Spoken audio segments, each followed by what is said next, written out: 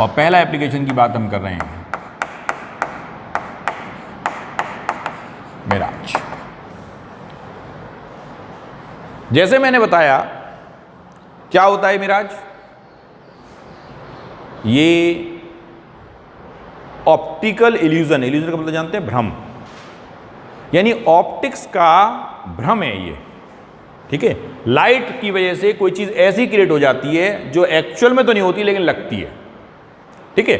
So it is an optical illusion which can be observed in desert areas mainly in summer days, on hot summer days. So optical illusion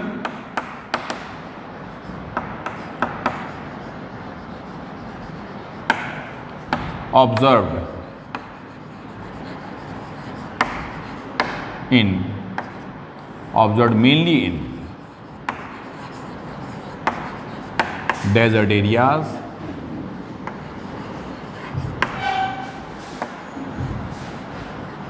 on hot summer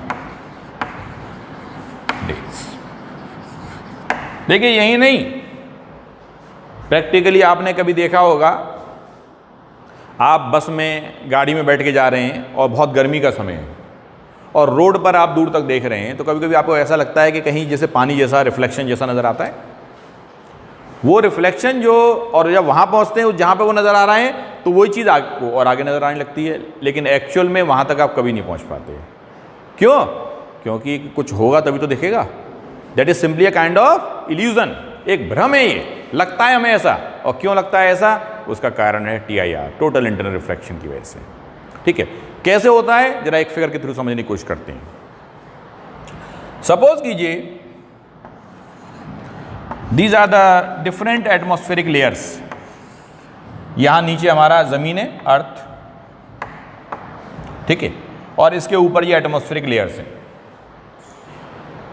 मान लीजिए सन दोपहर के समय peak पर यहां है,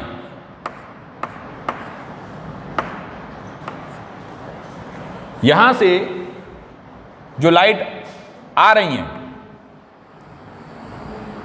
वो जब ये इन एटमॉस्फेरिक लेयर्स में एंटर करेंगी तो डिफरेंट एंगल्स पे स्ट्राइक कर रही हैं और इनके अंदर डिफरेंट डिफरेंट बेंडिंग्स होंगी। देखिए गर्मी के समय में जो हॉट एयर है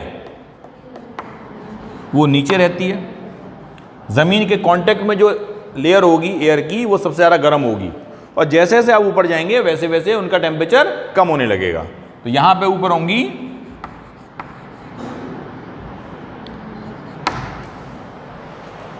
cold air layers.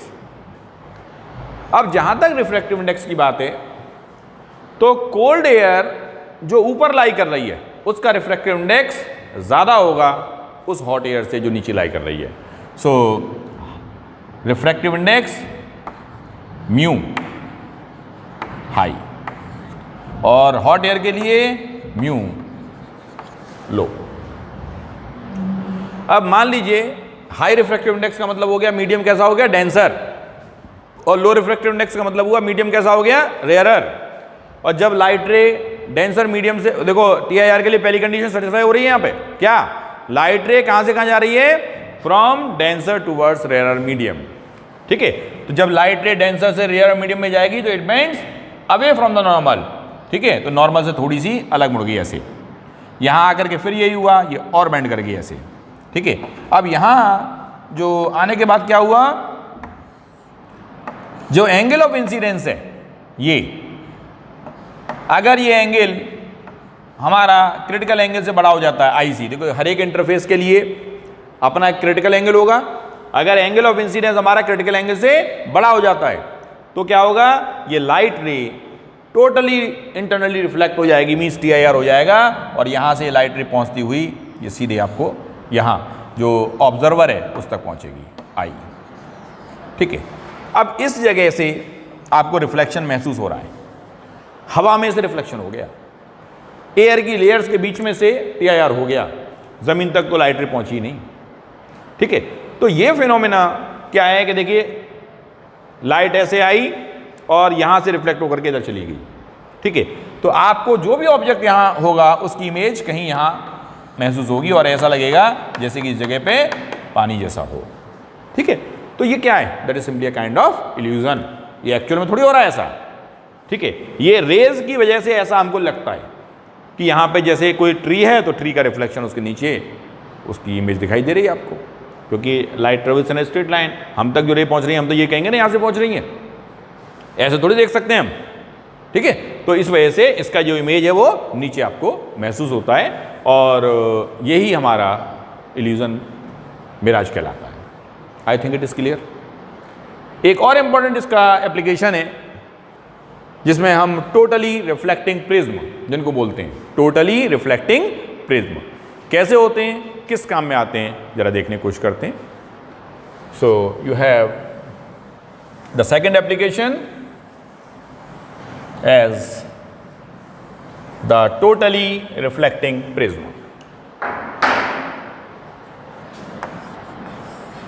Totally reflecting prism.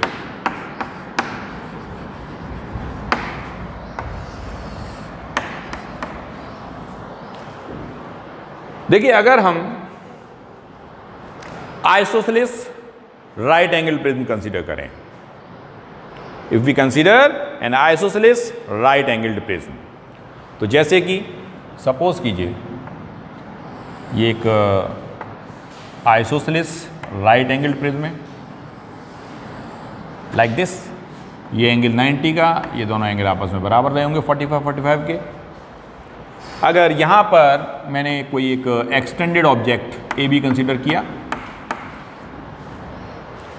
ठीक है, तो ए बी से लाइट रे गई, इस इंटरफेस पे नॉर्मल इंसिडेंट हुई है, ठीक है, तो कोई बेंडिंग नहीं होगी, यहाँ जाके टकराई, टकराने के बाद इधर मुड़ गई। दूसरी लाइट रे ये गई, ये भी टकराने के बाद इधर बेंड कर गई, यानी बी जो पॉइंट था वो तो यहाँ पहुँच गया और ए जो पॉइंट था वो यहाँ आ गया। This is A dash B dash, ठीक है। इन पॉइंट्स पे क्या हो रहा है? टी आई आर हो रहा है। तो देखो ये कब रहा होगा? ये जब रहा होगा जब इन पॉइंट्स पर जो एंगल ऑफ इंसिडेंस है वो ग्रेटर होगा, किससे? क्रिटिकल एंगल से। तो इसने क्या किया? इस ग्लास प्रिज्म ने करा क्या? जो हमारी ऑब्जेक्ट थी उसको 90 डिग्री रोटेट कर दिया। तो इसको हम for 90 degree rotation we use this kind of prism, ठीक है, समझ में आया? ओके। अब इसी प्रिज्म को हम एक तरीके से और यूज कर सकते हैं, जरा देखिए।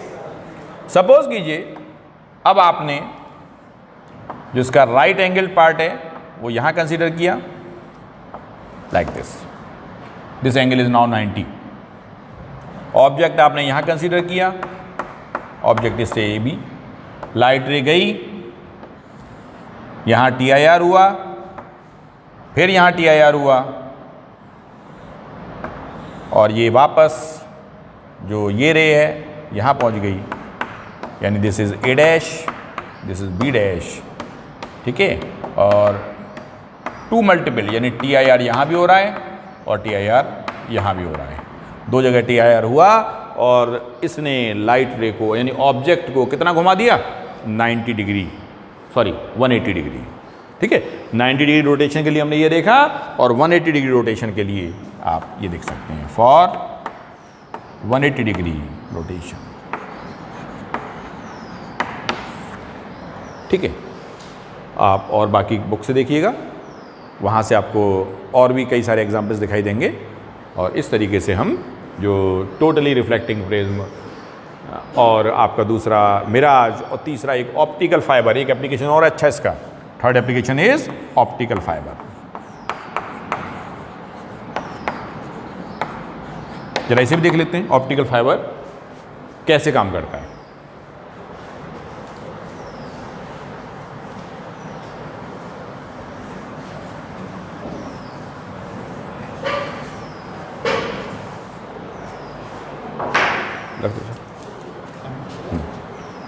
ऑप्टिकल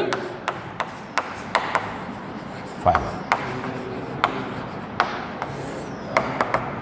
ऑप्टिकल फाइबर केबल का इस्तेमाल बड़े पैमाने पर आज कम्युनिकेशन सिस्टम में हो रहा है। ठीक है। सो यूज्ड इन कम्युनिकेशन,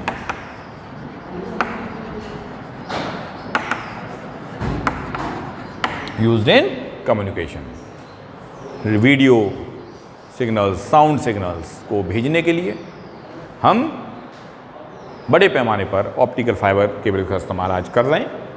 ठीक है, होता क्या है इसके अंदर और इसकी क्या अच्छाई है, क्यों हम इसको यूज़ कर रहे हैं in place of simple wires. ठीक है, उसकी भी वजह है, जरा देखते हैं। सपोज कीजिए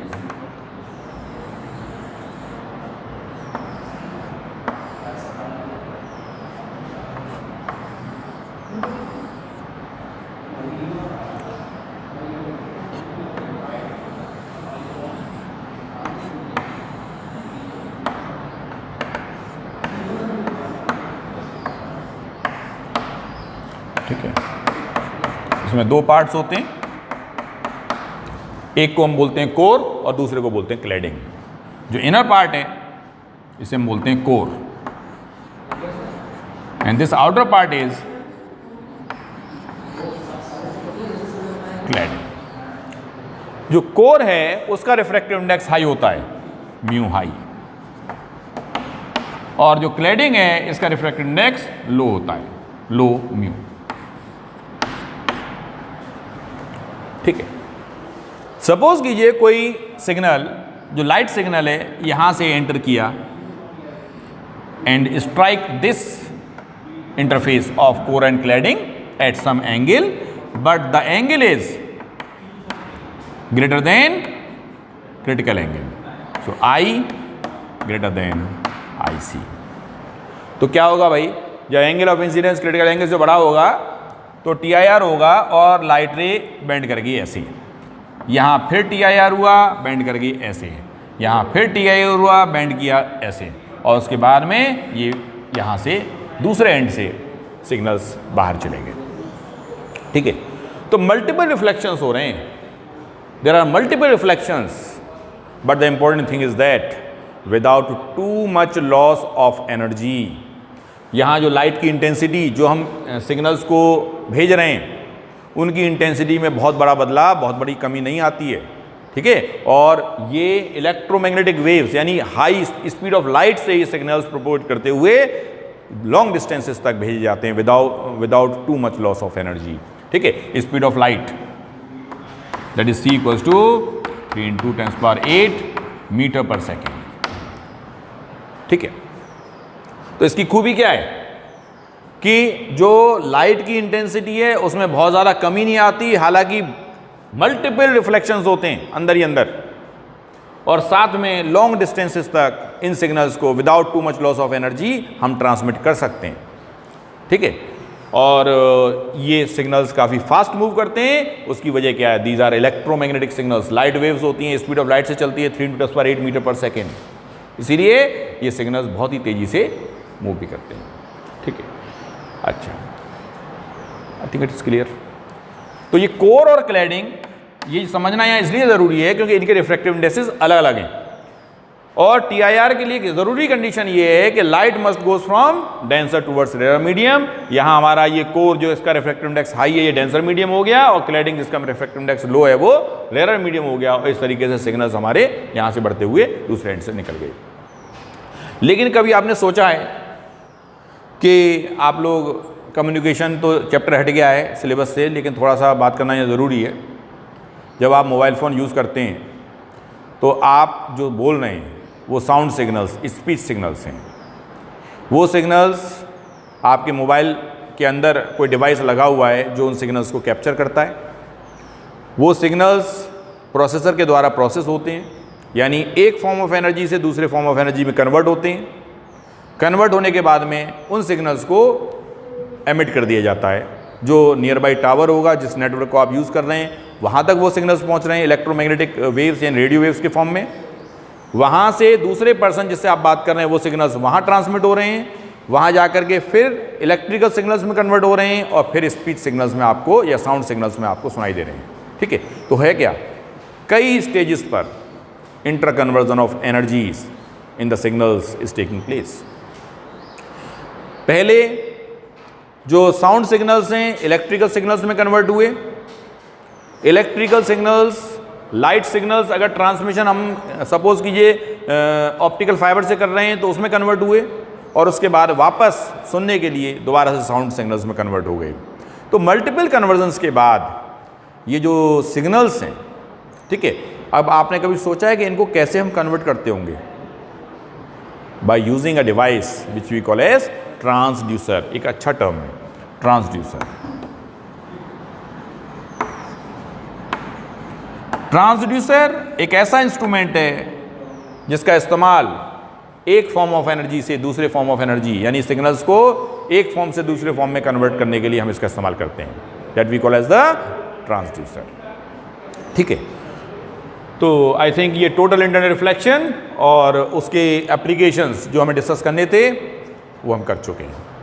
ठीक है, in the next video we will discuss about the reflection or refraction through spherical surfaces, that which will be the next topic.